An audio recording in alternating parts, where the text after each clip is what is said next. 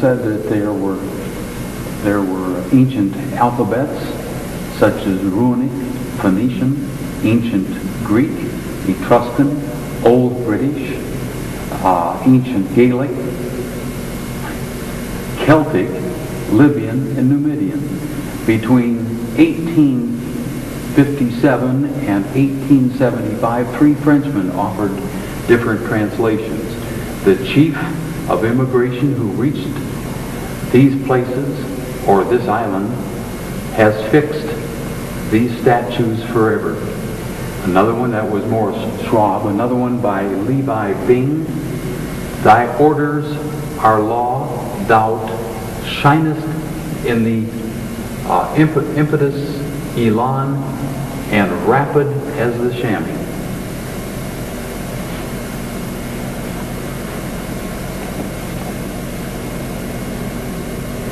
Now here's some more. This is this time Jules Opert. The grave of one who was assassinated here. May God revenge him and strike his murderer, cutting off the hand of his existence. Next one by Buckingham Smith, and this one appears to be I pray to Christ, his most holy mother, Son, Holy Ghost, Jesus Christ, God. Buckingham Smith. And then in 1907, a Moundville resident provided this version. United States of Egypt built by states of Western Union. Pretty wild. Then we have a couple more. Here is Delph Nora, who has been planning to publish a very complete article about Grave Creek Tablet before his death. Claimed the most puzzling translation was made in 1928 by a man named Andy Price. In a booklet that was admitted a fictional treatment, Price said the characters were original English letters, somewhat distorted, and read, Bill Stumps Stone, October 14th, 1838. Okay.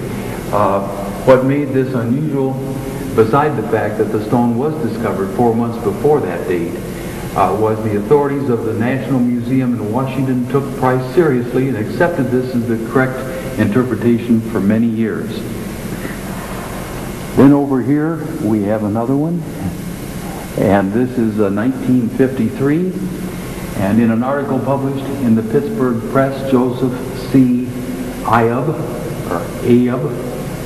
believed the inscription to be Phoenician and read, you hope to be imbued with measures of purity, manners, industry, misery, folly, and strength. Okay, Olaf Strandwold, in his book Norse Inscriptions on American Stones in 1948, offered this interpretation. It says, I knelt on the island, on the Yule site, on meadowland, now the island is a Hod, H-O-D-D. On this man's name and Hod, a sanctuary for holy things.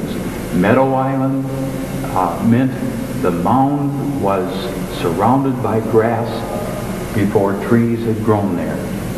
Isn't that interesting?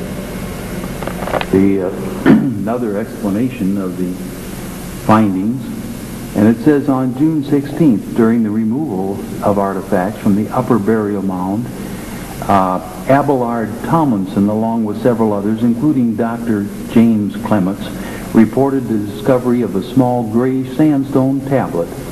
It measured 2 inches by 1.5 and was about 3/8 inch thick.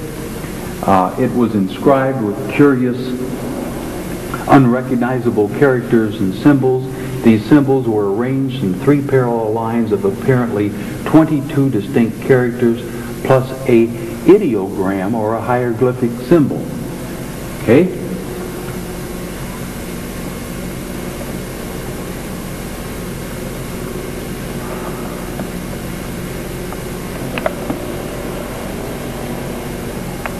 Here is a replica of what they found, and it does appear that the cross does have something around it. that looks almost like the head of a bird. Interesting. Now, in addition to that, of course, there was a stone found at Braxton. Shepherd's tablet was found in 1832. It simply has circles. And then the Cincinnati tablet, and it was found in 1841. This is an interesting reproduction of it. And then the circular inscribed stone, here, 1843. Then we come to what they call the Wilson-Braxton tablet. And again, this is you can see the big cross, the letters on it. Then we've looked at this one before, the Lakin tablet. Okay? And then they also have put on Lakin B tablet. Wilson-Braxton tablet, you'll notice has the script as you see here.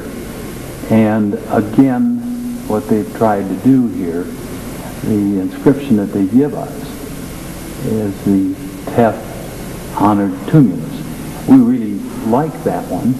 And as you see from the one above it, which is also what we've read before and caused to be Queen engraved, the tablet and so forth. Unfortunately, neither one of those are correct. Here's the new evidence. And this, of course, gives credit in 1975 to Barry Fell from Harvard for the inscription. And he does say it's Iberian script, but unfortunately he doesn't know about Coelbren and the British. And of course he's reading it from right to left, which is absolutely wrong. And he says that it was influenced by Carthage, and therefore a little difference. The only problem is he has the same letters meaning different things in different places. But interesting that his work would be here on this particular site. The view looking out of the window here at the museum of the mound. You can see the path as it goes up. We'll get another shot of it outside. A map showing the earthwork attributed to the prehistoric people. You'll notice that the town is in the center in red. We've got the circular earthworks here. If we scan up a little bit here, you'll see that there's a rock tower, and as you notice on the terrain, another tower, hilltop fortifications just about in all directions. We'll scan down here, and again you've got the village, then you've got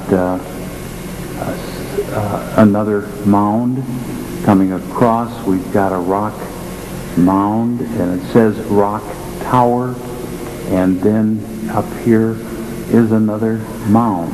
Now you'll notice that the Ohio River comes right down through this area, and certainly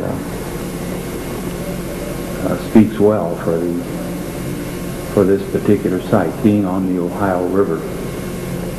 Okay. As we scan down now to the bottom, you'll see another high point, very likely hilltop fortification. Okay. Little Grave Creek, and as we come down the creek, it's where we see the circular mound. That's where it gets the name, the Grave Creek Mound. Now, and I'm giving a little shot here of the mound.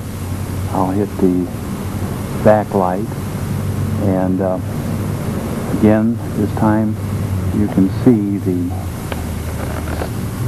see now the path that's been used to go up the mound to the top. When I first came here, there were children playing up on top of this mound.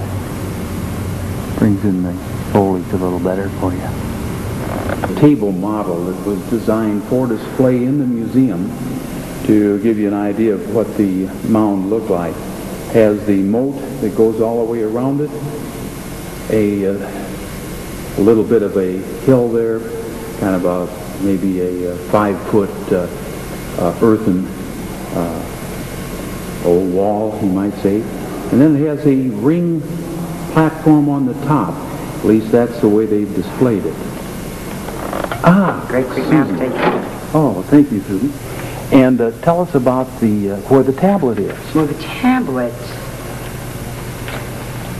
tablet? Yeah. Or are you talking about the Braxton tablet? No, I'm talking about the Great Creek tablet. Okay. Mm-hmm. Great Creek tablet actually is in the collection of a family who live in Richmond, Virginia. I see. In a 1952 Ohio archaeologist. Yes. I read an article about a man who was at an auction. Oh, yeah. And for $2 he bought this stone. The Great Creek tablet? The Great Creek tablet. Oh, my God. Was it the original? Yes, he does have the original. Now, of course, you know, Great Creek tablet is a 150-year controversy to Great Creek Mound. Yes, understand. Those people thinking that that is a legitimate thing. Absolutely. Those of us believing that it is a wonderful historical document to the mound. Yes.